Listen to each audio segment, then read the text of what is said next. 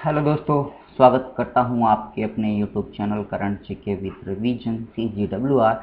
आज अपने बात करते हैं 12 से 17 जुलाई 2021 के जो भी मोस्ट इम्पॉर्टेंट क्वेश्चंस हैं उन सभी के बारे में। ये आपका वीकली करंट अफेयर्स का पार्ट है।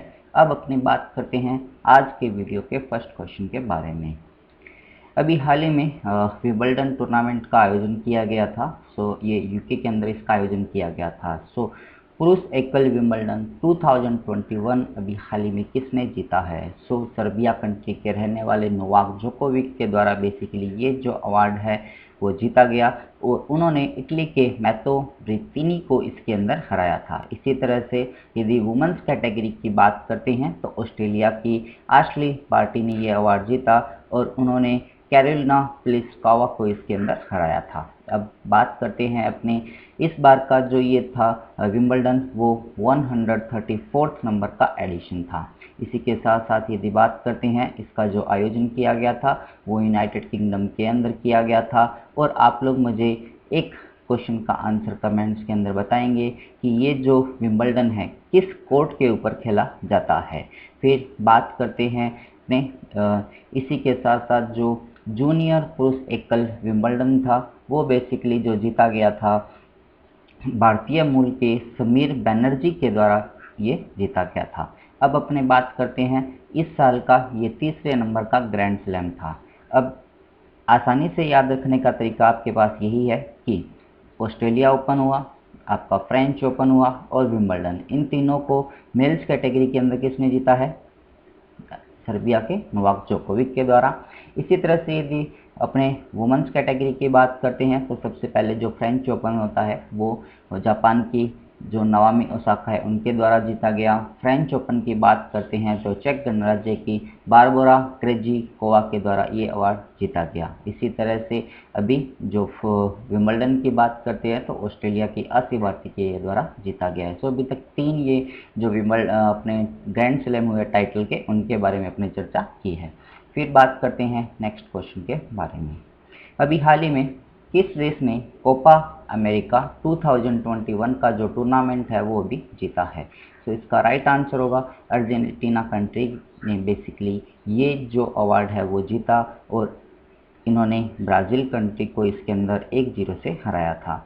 अब बात करते हैं इसका जो आयोजन किया गया था वो ब्राज़ील के दी जेनेरियो के अंदर किया गया था। इसी तरह से बात करते हैं 2020 का जो यूरो कप था वो बेसिकली इटली कंट्री के द्वारा जीता गया और उन्होंने इंग्लैंड कंट्री को इसके अंदर हराया था। अब बात करते हैं नेक्स्ट क्वेश्चन के बारे में। किस राज्य में भारत के पहले क्रिप्टोग्रामेटिक जो गार्डन होता है उसका उद्घाटन किया गया है? इसका राइट आंसर होगा ऑप्शन बी, उत्तराखंड राज्य के अंदर बेसिकली इसका उद्घाटन जो है वो किया गया है। अब बात करते हैं अपने क्रिप्टो गेमिंग जो गार्डन होता है बेसिकली ये क्या होता है।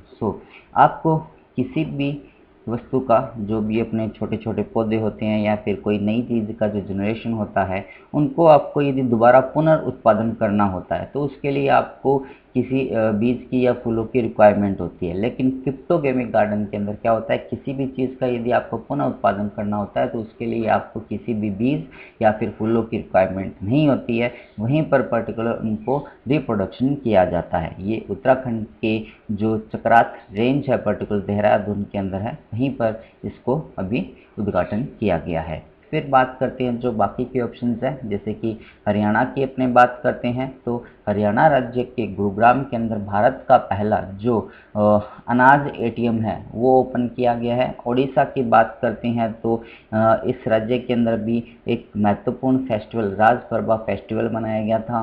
मणिपुर की बात करते हैं तो मणिपुर राज्य की पहली पैसेंजर ट्रेन का जो अभी चलाए जाने की घोषणा यहाँ पर की गई है या फिर उसका ट्रायल जो है अभी किया गया है। फिर बात करते हैं अपने नेक्स्ट क्वेश्चन के बारे में। ट्विटर द्वारा भारत में एक शिकायत अधिकारी के रूप में किसे अपॉइंटेड या नियुक्त किया गया है? इसका राइट आंसर होगा विनय प्रकाश के द्वारा। विनय प्रकाश को ट्विटर के द्वारा भारत के अंदर जो ग्रेविनेंस ऑफिसर होता है उसके रूप में अपॉइंटेड किया गया है। फिर बात करते हैं श्रुति प्रिया की। सो ये इनको जो है फेसबुक के द्वारा अपॉइंटेड किया गया है।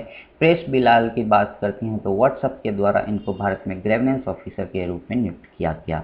पवन सिंह की यदि अपने बात करते हैं तो टोक्यो ओलंपिक के अंदर 25 पीपल्स का एक जूरी का मेंबर या पैनल बनाया गया है। उनके अंदर पवन सिंह एकमात्र भारतीय जज है जिनको ये स्थान मिला है।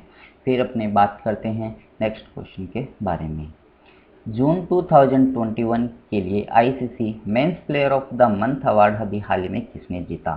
तो इसका राइट आंसर होगा ऑप्शन डी, न्यूजीलैंड के डिवॉन हानवे ने ये अवार्ड जो है वो जीता है मेंस कैटेगरी के लिए। वुमेंस कैटेगरी की यदि अपने बात करते हैं तो इंग्लैंड की सोफी एक्लेस्टॉन के द्वारा ये अवार्ड जीता गया है। इंग्लैंड की ये दूसरी महिला प्लेयर है जिनको आईसीसी जो women's player of the month award से सम्मानित किया गया। इससे पहले कि नहीं दिया गया है, इसका आंसर आप लोग मुझे कमेंट्स के अंदर बताने वाले हैं। इसी तरह से यदि बात करते हैं मई मंथ के लिए बांग्लादेश के मुशफिकर रहीम को चुना गया और स्कॉटलैंड की कैथरीन ब्रियास को इस अवार्ड से सम्मानित किया गया था। अब अपने यदि बात करते हैं जनवरी मंथ से लेके अभी तक जो भी अवार्ड दिए गए हैं आईसीसी मेंस और वुमेंस के, उनके रिवीजन की यदि अपने बात करते हैं, जैसे कि जनवरी मंथ की बात करते तो मेंस कैटेगरी के लिए ऋषभ पंत भारत के और शहबीम इस्माइली जो कि साउथ अफ्रीका की है उसको प्रोवाइड करवाया गया। फेब मंथ की बात करते हैं तो रविचंद्रन अश्विन और इंग्लैंड की टैमी बियोमॉन्ट को दिया गया। इसी तरह से मार्च मंथ की यदि अपने बात करते हैं तो भारत के भुवनेश्वर कुमार और साउथ अफ्रीका की लिजले ली को ये अवार्ड प्रोवाइड करवाया गया। अप्रैल मंथ की बात करते हैं तो बाबर आजम पाकिस्तान के और एलिसी हैली जो कि ऑस्ट्रेलिया के उनको दिया गया। मई मंथ की यदि बात और जून की मंथ की अपने बात यहाँ पर कर चुके हैं। फिर बात करते हैं नेक्स्ट क्वेश्चन के बारे में। किस उपग्रह प्रक्षेपण यान से इसरो द्वारा जीसैट फर्स्ट को लॉन्च किया जाएगा? सो इसका राइट आंसर होगा GSLV F10 के द्वारा बेसिकली इसको लॉन्च किया जाएगा। अब सबसे पहले बात करते हैं इसरो के बारे में। इसरो की जो स्थापना हुई थी 15 अगस्त 1969 को हुई थी। अब बात करते हैं इसके प्रेजेंट टाइम के अंदर जो चेयरमैन बने हुए हैं वो के शिवान जी बने हुए हैं। अब बात करते हैं GISAT के बारे में। सो ये जो है एक जियो इमेजिंग सैटेलाइट है जिसको अगस्त 2020 के अंदर इसरो के द्वारा लॉन्च किया जाएगा और इसके लिए बेसिकली जो लॉन्च व्हीकल आप यूज़ कर रहे हैं जियो सिंक्रोनस लॉन्च व्हीकल F10 का पर्टिकुलर इसके लिए यूज़ किया जा रहा है। फिर बात करते हैं नेक्स्ट क्वेश्चन के बारे में। अभी हाल ही में बहरीन कैरेलियन समाज साहित्य पुरस्कार से किसे सम्मानित किया गया है? तो इसका राइट आंसर होगा जर्नलिस्ट NN पिल्लाई को इसके लिए सम्मानित जो है वो किया गया है। अब यदि अपने बात करते हैं बाकी के जो ऑप्शंस दिए गए हैं उनके बारे में, जैसे कि बात करते हैं पी साईनाथ के बारे में, इनको जापान का फुकुओका अवार्ड जो है उससे सम्मानित किया गया। राजेंद्र किशोर पांडे जो है ये उड़िया भाषा के एक लेखक है और उनको उड़िया के अंदर कुवेम्पू राष्ट्रीय पुरस्कार से सम्मानित किया गया है। कौशिक बसु की बात करते हैं तो ये एक इकोनॉमिस्ट है, प्रोफेसर है और इनको भी हाल ही में हम्बर्ट रिसर्च अवार्ड से सम्मानित किया गया है। फिर बात करते हैं नेक्स्ट क्वेश्चन के बारे में। क्रोएशिया ग्रैंड चेस टूर 2021 को भी हाल ही में किसने जीता? इसका राइट आंसर होगा अपने फ्रांस कंट्री के रहने वाले मैक्सियन वैचर लैग्रेव के द्वारा ये जो टाइटल है वो जीता गया। इन्होंने भारत के विश्वनाथ आनंद को इसके अंदर हराया था। अब बात करते हैं हाउ यीफेन के बारे में जो कि चेस FIDE-Chess.com 2021 का जो स्पीड चैंपियनशिप हुआ था उसको चाइना की हाउ यीफेन के द्वारा जीता गया। कोनेरू हम्पी की बात करते हैं तो ये भी FIDE.com या फिर चेस का जो इंटरनेशनल जिसको अपने इंटरनेशनल चेस फेडरेशन कहते हैं उसके द्वारा अभी हाल ही में जो लिस्ट जारी की गई रैंकिंग की उसके अंदर भारत की तरफ से वुमेन कैटेगरी के अंदर 3rd पोजीशन पे ये रही थी। फिर बात करते हैं, आप लोग मुझे यहाँ पर एक क्वेश्चन का आंसर कमेंट्स में बताएंगे कि प्रेजेंट टाइम के अंदर भारत के जो चेस ग्रैंड मास्टर है 68 नंबर के वो किस राज्य से संबंधित है और उनका नाम क्या है। फिर अपने बात करते हैं नेक्स्ट क्वेश्चन के बारे में। नेपाल के प्रधानमंत्री के रूप में अभी हाल ही में किसे चुना गया है। इसका राइट आंसर होगा शेर बहादुर देवबा को इसके लिए नेपाल के प्रधानमंत्री जो है वो चुने गए हैं और ये यहाँ के 5वीं बार नेपाल के प्रधानमंत्री जो है वो बने हैं। और यहाँ इससे पहले जो सबसे पहले ये जो बने थे वो 1995 और 1997 का जो ड्यूरेशन था उस टाइम ये यहाँ के प्रधानमंत्री सबसे पहली बार बने थे। अब बात करते हैं जो बाकी के ऑप्शंस दिए गए हैं उनके बारे में। इन्होंने केपी शर्मा ओली जी का स्थान लिया है। स्टीफन लॉफेन की बात करते हैं तो ये स्वीडन के नए प्रधानमंत्री बने। और एबी अहमद की बात करते हैं तो इथियोपिया के नए जो प्रधानमंत्री है वो दूसरी बार बने हैं और इनका दूसरा कार्यकाल अभी स्टार्ट हुआ है। इनको 2019 के अंदर जो नोबेल पीस प्राइज़ होता है उससे भी सम्मानित किया जा चुका है। फिर अपने बात करते हैं नेक्स्ट क्वेश्चन के बारे में।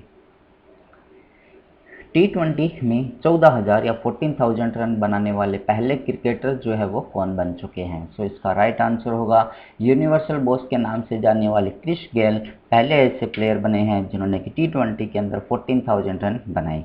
फिर बात करते हैं जो बाकी के ऑप्शंस दिए गए हैं इनके बारे में। बाबर आजम की बात करते हैं तो 14 सेंचुरी लगाने के मामले में सबसे फास्टेस्ट जो 14 सेंचुरी लगाई गई है वो बाबर आजम के द्वारा लगाई गई है। इन्होंने इसको बनाने के लिए 81 इनिंग्स को खेला है और ये पूरे वर्ल्ड के अंदर सबसे कम इनिंग्स खेलने का रिकॉर्ड इनके द्वारा बनाया गया है। मिथाली राज की बात करते हैं तो वुमेंस कैटेगरी के अंदर सबसे ज़्यादा जो रन बनाए गए हैं वो मिथाली राज के द्वारा अभी तक बनाए गए हैं। मिथाली राज ने इंटरनेशनल क्रिकेट के अंदर जो डेब्यू किया था वो 1999 के अंदर किया था। विराट कोहली की बात करते हैं तो ये प्रेजेंट टाइम के अंदर इंडियन क्रिकेट टीम के कैप्टन हैं। फिर बात करते हैं अपने क्रिस गेल के बारे में या फिर जो भी T20 क्रिकेट था उसके अंदर 14,000 से कम रन अभी तक जिन्होंने बनाए हैं जैसे कि वेस्ट इंडीज़ के ही कायरन पोलार्ड है उनके द्वारा 10,800 रन बनाए गए। पाकिस्तान के शोएब मलिक के द्वारा 10,700 रन अभी तक बनाए जा चुके हैं। डेविड वार्नर की बात करते हैं तो 10,000 रन ऑलमोस्ट। विराट कोहली की बात करते हैं तो 9,900 रन इनके द्वारा T20 के अंदर अभी तक बनाए गए जो कि टॉप स्कोरर के अंदर भी बने हुए हैं। फिर बात करते हैं नेक्स्ट क्वेश्चन के बारे में। भारत का पहला राष्ट्रीय डॉल्फिन अनुसंधान केंद्र किस राज्य में स्थापित होगा। इसका राइट आंसर होगा बिहार राज्य की राजधानी जो पटना है वहाँ पर बेसिकली इसको इस्टेब्लिश किया जाएगा और ये भारत और एशिया का पहला राष्ट्रीय डॉल्फिन अनुसंधान केंद्र के नाम से भी जाना जाएगा। अब यदि अपनी बात करते हैं प्रेजेंट टाइम के अंदर पूरे वर्ल्ड के अंदर 4 फ्रेश वाटर डॉल्फिन जो स्पाइसेज है वो भी प्रेजेंट है। यदि बात करते हैं पहली जो कैटेगरी है गंगा डॉल्फिन है, इसको अपने भारत का राष्ट्रीय जंतु भी कहा जाता है, जो जलीय जीव है वो कहा जाता है। दूसरी कैटेगरी की बात करते हैं तो चाइना के अंदर जो यागजीज नदी है वहाँ पर प्रेजेंट है। थर्ड जो है पाकिस्तान की सिंधु नदी के अंदर ये डॉल्फिन्स पाई जाती है और अमेजन नदी के अंदर भी ये डॉल्फिन्स पाई जाती है। फिर बात करते हैं जो बाकी के ऑप्शंस हैं उनके बारे में। जैसे उत्तर प्रदेश की बात करते हैं तो जनसंख्या नियंत्रण के लिए उत्तर प्रदेश सरकार के द्वारा उत्तर प्रदेश विधानसभा के अंदर एक जो विधेयक है वो विधेयक जो है वो प्रस्तावित किया गया है। राजस्थान की बात करते हैं तो यहाँ के मुख्यमंत्री अशोक गहलोत जी के द्वारा ये घोषणा की गई है कि लाइटिंग स्ट्रोक के दौरान जिन भी व्यक्तियों की मृत्यु हुई है उनको 5 लाख रुपए और जो घायल हुए हैं उनको 2 लाख रुपए तक की जो सहायता है वो प्रोवाइड करवाई जाएगी। गुजरात की बात करते हैं तो भारत का सबसे बड़ा जो सोलर पावर प्लांट है वो बनाए जाने की घोषणा यहाँ पर की गई है जो कि कच्छ जो रीजन है वहाँ पर ये बनाया जाएगा और इसकी जो कैपेसिटी है वो 4.75 गीगावाट है। एनटीपीसी के सहयोग से बेसिकली इसको बनाया जाएगा। एनटीपीसी की 1975 के अंदर स्थापना हुई थी और इसके जो गुरदीप सिंह जी है वो भी चेयरमैन बने हुए हैं और हेडक्वार्टर न्यू दिल्ली के अंदर एनटीपीसी का है। फिर अपने बात करते हैं नेक्स्ट क्वेश्चन के बारे में। भारत के दूसरे सबसे लंबे एक्सप्रेसवे का नाम क्या है। इसका राइट आंसर होगा गंगा एक्सप्रेसवे इसका नाम है। इसकी जो लेंथ है वो अराउंड 600 किलोमीटर है, जो कि 594 किलोमीटर के आसपास मापी गई है। और ये जो है मेरठ से प्रयागराज के बीच जो कनेक्टिविटी का काम करेगा। और सबसे बड़ा जो एक्सप्रेसवे है वो महात्मा गांधी एक्सप्रेसवे है, जिसकी लेंथ जो है वो 1350 किलोमीटर मापी गई है, जो कि दिल्ली से मुंबई के बीच में ये है। भारत का सबसे लंबा जो नेशनल हाईवे है वो पुराना नाम इसका नेशनल हाईवे 7 कहा जाता था, अब 44 ये बन चुका है, जो कि श्रीनगर से कन्याकुमारी तक है। और इसकी जो लेंथ है वो 3745 किलोमीटर है। इसी तरह से ये तो अपना उत्तर से दक्षिण का हुआ। अब अपने बात करते हैं पश्चिम से पूर्व तक का जो सबसे बड़ा नेशनल हाईवे है वो नेशनल हाईवे 27 नंबर से जाना जाता है, जो कि गुजरात के पोरबंदर से स्टार्ट होकर असम के जो सिलचरी का जो एरिया है वहाँ पर ये समाप्त होता है। इसकी जो यदि लेंथ की अपने बात करते हैं तो 3507 किलोमीटर इसकी रेंज है। फिर अपने बात करते हैं नेक्स्ट क्वेश्चन के बारे में। किस देश ने भारत के साथ 1.3 बिलियन अमेरिकन जो डॉलर है उसका समझौता किया है? तो इसका राइट आंसर होगा नेपाल कंट्री के द्वारा बेसिकली भारत के साथ ये समझौता किया गया। इन्होंने ये जो समझौता किया है वो अरुण जल विद्युत परियोजना जो है उसको बनाने के लिए किया है। और ये जो योजना है सतलुज जल विद्युत निगम के द्वारा बनाई जाएगी। और ये जो है नेपाल के शंखु वास्बा और भोजपुर जो जिला है वहाँ पर बीच के अंदर प्रेजेंट है, जहाँ पर ये सतलज जल विद्युत निगम के द्वारा बनाई जाएगी। और बेसिकली ये जो है बुट मॉडल के ऊपर प्रिपेयर किया जा रहा है। बुट की यदि अपने बात करते हैं तो ये जो होता है build oven operate and transfer इसका फुल फॉर्म रहता है। और ये जो समझौता किया गया है, दूसरा समझौता किया गया, इससे पहले भी एक समझौता किया गया है जिसके तहत 900 मेगावाट का हाइड्रो इलेक्ट्रिक पावर प्रोजेक्ट जो है वो तैयार करने की बात कही गई थी। फिर बात करते हैं अपने नेक्स्ट क्वेश्चन के बारे में। राज्यसभा में सदन के नेता के रूप में भी हाल ही में किसे चुना गया है?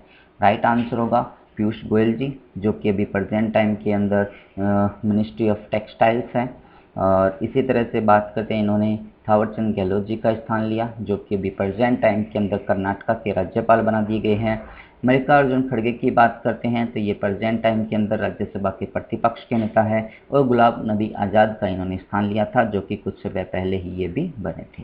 फिर बात करते हैं नेक्स्ट क्वेश्चन के बारे में। टोक्यो ओलंपिक 2021 में पहले भारतीय जिम्नास्टिक जज के रूप में किसे चुना गया है? तो इसका राइट आंसर होगा दीपक काबरा जी को चुना गया है। अब बात करते हैं जो बाकी के ऑप्शंस हैं उनके बारे में। मनप्रीत सिंह की बात करते हैं और मैरी कॉम की बात करते हैं। तो ये जो है अभी टोक्यो ओलंपिक जो स्टार्ट होगा उसके अंदर जो सेरेमनी होगी, ओपनिंग सेरेमनी, उसके अंदर भारत के जो ध्वज वाहक होंगे वो मनप्रीत सिंह और मैरी कॉम होंगे। जब इसका समापन होगा तो जो फ्लैग वाहक होंगे, फ्लैग बैरियर होंगे, वो बजरंग पूनिया जी होंगे। इसी तरह से पवन सिंह के बारे में अपने पहले बात चुके हैं, इसका आंसर आप लोग मुझे कमेंट्स के अंदर बता सकते हैं कि पवन सिंह अभी कौन है। और यदि आपको मैं हिंट देना चाहूँ तो ये टोक्यो से रिलेटेड है। फिर बात करते हैं अपने नेक्स्ट क्वेश्चन के बारे में।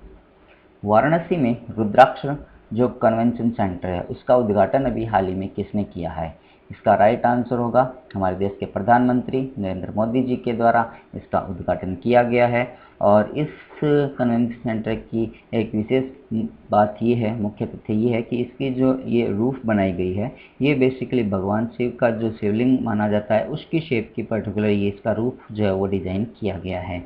और बात करते हैं इसको जो बनाया गया है वो जापान इंटरनेशनल कोऑपरेशन एजेंसी के सहयोग से बनाया गया है। फिर बात करते हैं नेक्स्ट क्वेश्चन के बारे में। कौन सा देश दुनिया का सबसे बड़ा फ्लोटिंग सोलर पैनल फॉर्म जो है वो बना रहा है? इसका राइट आंसर होगा सिंगापुर कंट्री के द्वारा बेसिकली इसका जो डिज़ाइन है वो किया जा रहा है। और इसके साइज़ की यदि बात करते हैं तो फुटबॉल के जो 45 ग्राउंड होते हैं उनके साइज़ तक का इसको बनाया जा रहा है। इसकी जो कैपेसिटी है वो 60 मेगावाट की बताई जा रही है। और यदि अपने बात करते हैं इसको बनाने के लिए ऑलमोस्ट 1,22,000 जो सोलर पैनल्स हैं उसका यूज़ किया जा रहा है। फिर अपने बात करते हैं फिनलैंड कंट्री के बारे में। सो लकड़ी से बना पहला सैटेलाइट जो है वो फिनलैंड के द्वारा बनाया गया है और न्यूजीलैंड कंट्री के द्वारा इसको लॉन्च किया जाएगा। यूएई की बात करते हैं तो इज़राइल के अंदर अपनी एम्बेसी बनाने वाला गल्फ कंट्री का ये पहला नेशन बन चुका है। चाइना की यदि अपने बात करते हैं तो विश्व का सबसे बड़ा जो न्यूक्लियर रिएक्टर है वो चाइना के द्वारा बनाए जाने की घोषणा अभी की गई है। फिर बात करते हैं तेलंगाना में 11 जुलाई से 8 अगस्त तक कौन सा त्यौहार जो है वो वहाँ पर मनाया जाएगा। तो इसका राइट आंसर होगा अशा बोनालू नाम का त्यौहार जो है यहाँ पर बनाए जाने की घोषणा की है, जिसको तेलंगाना राज्य का राजकीय त्यौहार भी माना गया है। बोनालू का मीन्स होता है मील या अपने भोजन से संबंधित। फिर बात करते हैं संघाई फेस्टिवल जो कि मणिपुर के अंदर मनाया जाता है, राजपरवा फेस्टिवल जो कि उड़ीसा के अंदर, और खीर भवानी मेला जो कि जम्मू कश्मीर के अंदर मनाया जाता है। फिर बात करते हैं नेक्स्ट क्वेश्चन के बारे में। पुलित्जर विजेता भारतीय फोटो पत्रकार का क्या नाम है जिनका अभी हाल ही में अफगानिस्तान के अंदर निधन हो गया या फिर उनकी हत्या वहां पर हो गई। इसका राइट आंसर होगा ऑप्शन ए सानिया जो दानिश सिद्दीकी है, इनकी अभी हाल ही में वहां पर मृत्यु हो चुकी है। इनकी मृत्यु हुई है जो अपने तालिबान के आतंकवादी और अफगानिस्तान के जो सिक्योरिटी फोर्स थे उनके बीच में क्लैश हुआ था, जिनकी वजह से इनकी वहाँ पर मृत्यु हो गई। अब यदि अपने बात करते हैं दानिश सिद्दीकी जो है वो रैट्यूर नाम की एक इंटरनेशनल न्यूज़ एजेंसी थी जिसके लिए ये पर्टिकुलर वहाँ पर काम करते थे, और इनको 2018 के अंदर पुलित्जर जो प्राइज़ है उससे भी सम्मानित किया जा चुका है। फिर अपने बात करते हैं बाकी के जो ऑप्शंस हैं उनके बारे में, जैसे कि शीर्षा बांदला की बात करते हैं तो ये भारत में जन्मी है और भारतीय मूल की दूसरी ऐसी महिला है जो कि अभी अंतरिक्ष में जा रही है। फिर बात करते हैं जॉन डेविड मैककेफ की, इनका भी हाल ही में निधन हो गया और ये जो है मैककेफ जो एंटीवायरस आता है उसका निर्माण जो है वो इनके द्वारा किया गया था। सुंदरलाल बहुगुणा की अभी हाल ही में मृत्यु होगी। जब इनकी मृत्यु हुई तो ये लगभग 99 ईयर के थे और 2009 के अंदर इनको पद्म विभूषण अवार्ड जो है उससे भी सम्मानित किया जा चुका है भारत सरकार की तरफ से। भारत के अंदर जो चिपको आंदोलन स्टार्ट हुआ था उसी के प्रेरणा बेसिकली इन्हीं को कहा जाता है। फिर अपने बात करते हैं नेक्स्ट क्वेश्चन के बारे में। हाल ही में आरबीआई द्वारा किस सहकारी बैंक का लाइसेंस जो है वो रद्द कर दिया गया। सो इसका राइट आंसर होगा डॉक्टर शिवाजी राव पाटिल नीलगिंकर जो बैंक है अर्बन कोऑपरेटिव बैंक, उसका लाइसेंस आरबीआई के द्वारा 1949 का जो एक्ट होता है उसके तहत ये जो लाइसेंस है वो कैंसिल कर दिया गया है। अब बात करते हैं अपने आरबीआई के बारे में। सो आरबीआई का जो फुल फॉर्म होता है वो रिजर्व बैंक ऑफ इंडिया होता है। इसके जो पहले गवर्नर थे वो ओशबोरोन स्मिथ थे। भारतीय गवर्नर जो बने थे सीडी देशमुख बने थे। प्रेजेंट टाइम के अंदर 25 नंबर के जो गवर्नर बने हुए शक्तिकांत दास जी बने हुए हैं। 1935 के अंदर आरबीआई की स्थापना हुई थी। 1949 के अंदर इसका राष्ट्रीयकरण हुआ था। हेडक्वार्टर जो है वो मुंबई महाराष्ट्र के अंदर प्रेजेंट है। सो ये था आज का कंप्लीट वीडियो जो कि पूरे वीक का करंट अफेयर्स माना गया है। उसके मोस्ट इम्पॉर्टेंट क्वेश्चन है जो कि एज ए रिवीजन के फॉर्म में अपनों ने यहाँ पर स्टडी किए हैं। यदि आप लोगों को ये वीडियो पसंद आया हो तो आप इसे लाइक कीजिएगा और शेयर ज़रूर कीजिएगा अपने दोस्तों के साथ। यदि आप अपना फ़ोटो इस यूट्यूब चैनल पर पब्लिश करवाना चाहते हैं तो आज जो भी क्वेश्चन आपसे पूछे गए हैं उसके आंसर आप लोग मुझे कमेंट्स में ज़रूर बताइएगा। At the last, thanks for watching. Thank you so much. Have a nice day. Good bye.